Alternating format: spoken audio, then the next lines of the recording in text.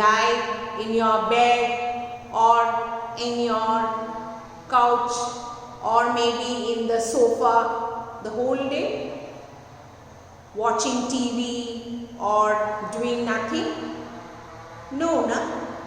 We are not accustomed to lie in the bed whole day and be lazy and not doing anything. Children, I know you are actively doing household chores. Maybe you are going out to play in the nearby garden or park, studying and doing other activities.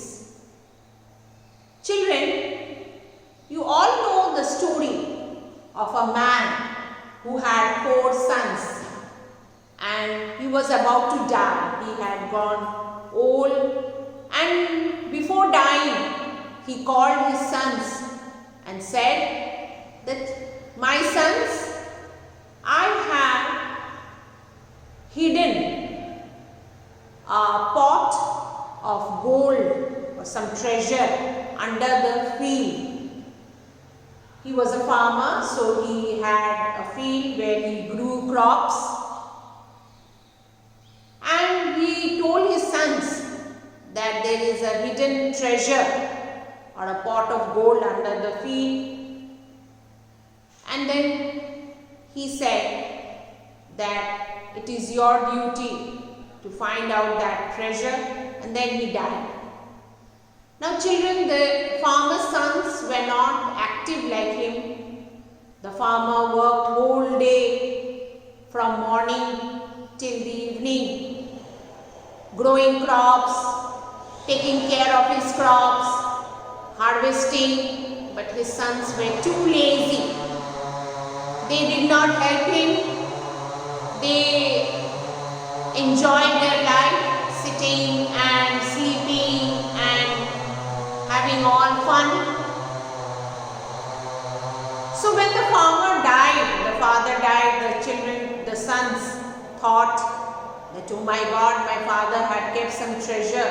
Let us find out and we will get a pot of gold, and then we will divide amongst ourselves and we will be rich and we don't have to work throughout our life.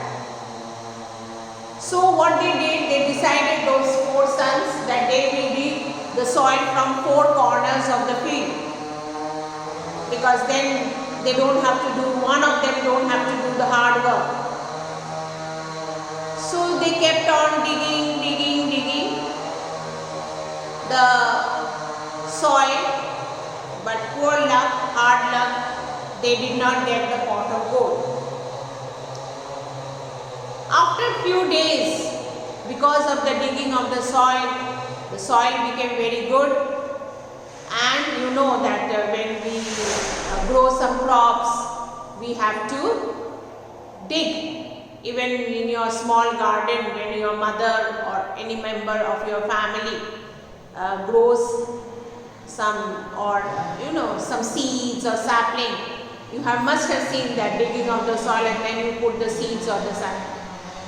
So due to this digging of the soil turned out to be very good. It became loose and they could grow the crops, and they gave a good result, a great boon, and they could get lot of money by selling those crops to the market. When they told this to their mother that, our father said before dying that he had a pot of gold inside the field, and we dug and we could not find, and we did such a lot of hard work. Why father said? Mother said that, children, your father was very clever. He knew that you are all lazy, so he made you work so that the digging of the soil is done and it could give a good result. So in this way, the children, the sons, learned a lesson, and they became hard-working like their father and started growing crops